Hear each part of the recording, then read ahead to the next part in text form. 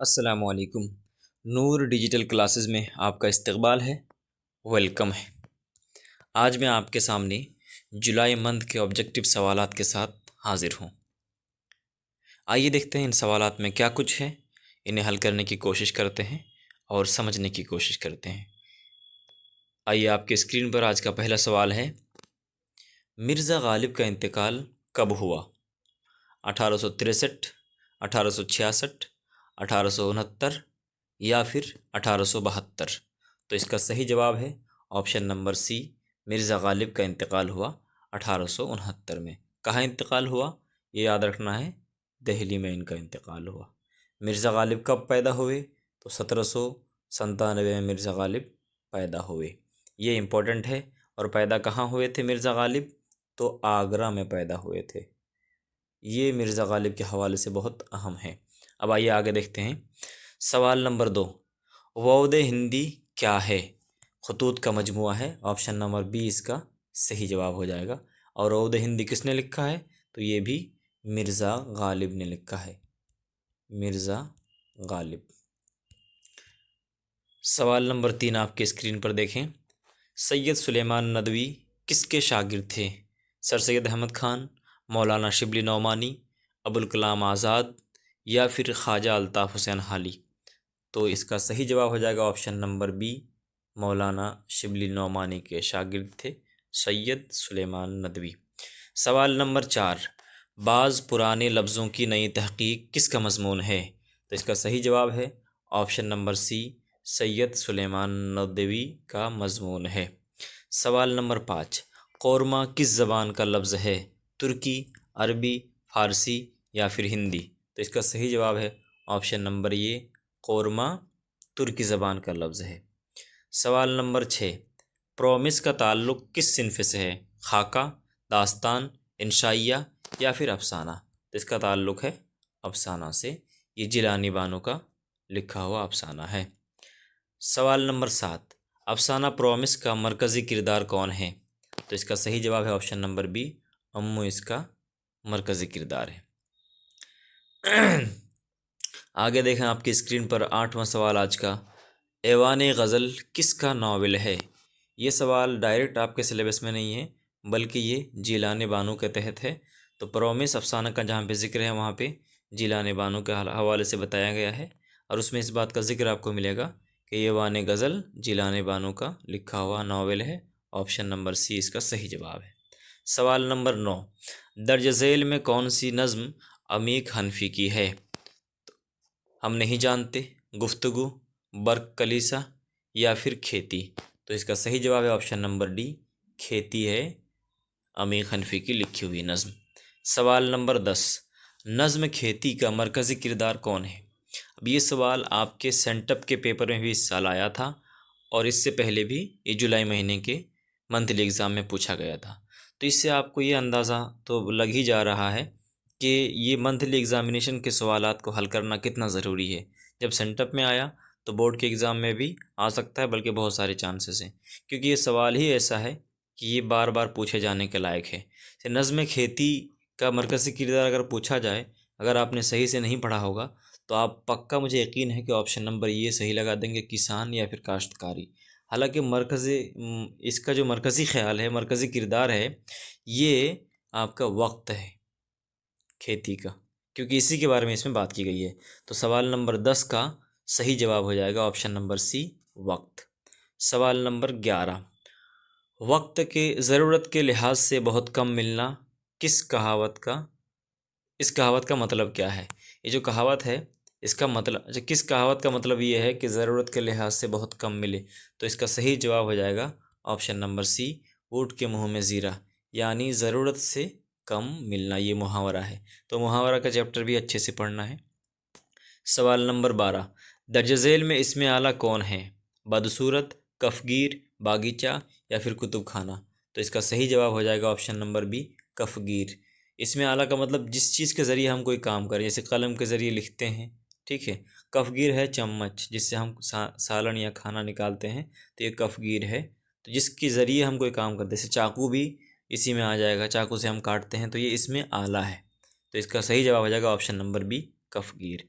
सवाल नंबर 13, अकरम क्रिकेट खेल रहा है। इस जुमले में अकरम क्या है? फ़ेल, मफ़ूल, फ़ाइल या फिर सिफत? तो इसका सही जवाब है ऑप्शन नंबर डी, अकरम फ़ाइल हो जाएगा।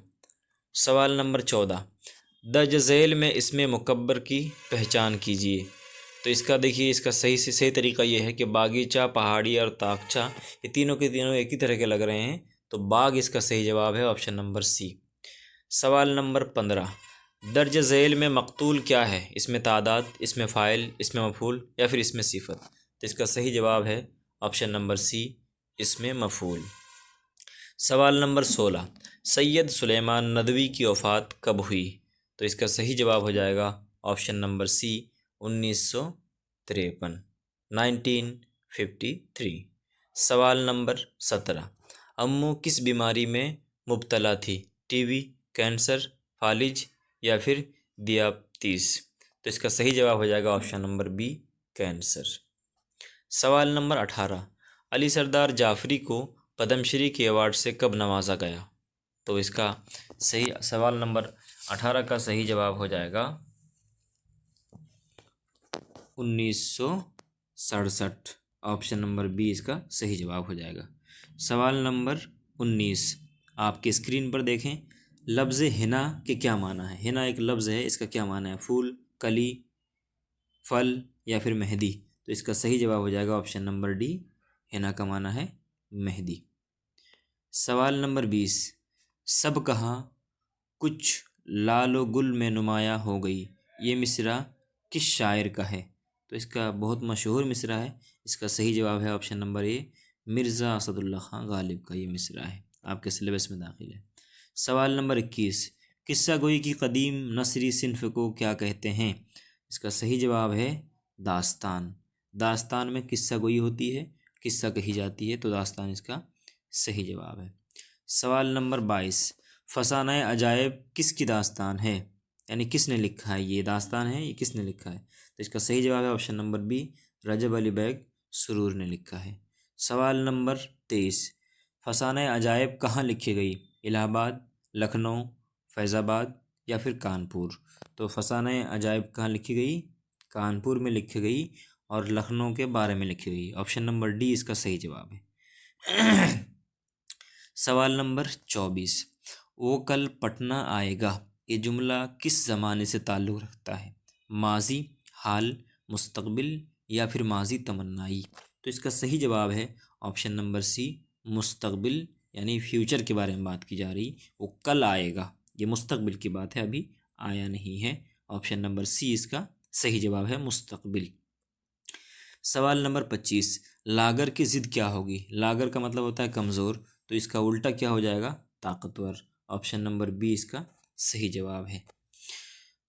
सवाल नंबर 26, आप लोग क्या करते हैं, ये कैसा जुमला है?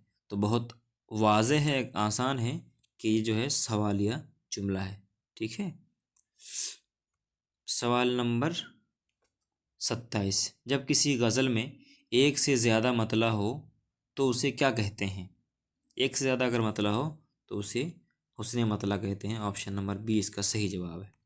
सवाल नंबर 28, अरबी ज़बान में नाश्ता को क्या कहते हैं? इफ्तार, सहरी, ज़ोहराना या फिर फतूर? तो इसका सही जवाब है फतूर, मतलब नाश्ता, ऑप्शन नंबर डी सही जवाब है। सवाल नंबर 29, मुहावरा आँखों का तारा होना, इसका क्या मतलब है? बहुत प्यारा होना, दोस्ती निभाना, आँख का डॉक्टर होना, दुश्मन होना? तो इसका सही जवाब हो जाएगा बहुत प्यारा होना। कहीं ऐसा ना हो कि आप आँख का डॉक्टर लगा दें, वो गलत हो जाएगा। तो इसका सही जवाब क्या हो जाएगा? बहुत प्यारा होना, जिसको हम आँखों से लगा के रखते हैं, वही मतलब है।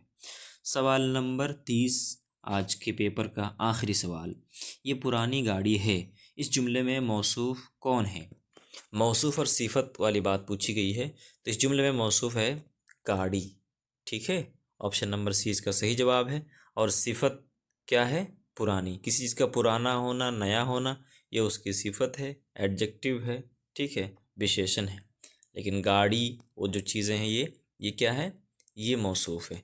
तो जिसकी अच्छाई या बुराई बयान की जाती है वो मौसूफ है, और अच्छा होना, बुरा होना, ये जो चीज़ है ये जैसे काला होना, गोरा होना, लंबा होना, नाटा होना, ये सब का सब सिफत है। ठीक है, तो ये थे आज के 30 सवालात जो हमने अच्छी तरह से देखे और हल करने की कोशिश की। मुझे उम्मीद है आप इस वीडियो को अच्छे से देखेंगे, खुद से पढ़ने के और हल करने की कोशिश करेंगे और अपने दोस्तों तक भी इन मालूमात को पहुंचाएंगे ताकि वो भी सही से सवालात को पढ़ सकें, हल कर सकें और उन भी इस वीडियो से फ़ायदा उठा सकें। ठीक है।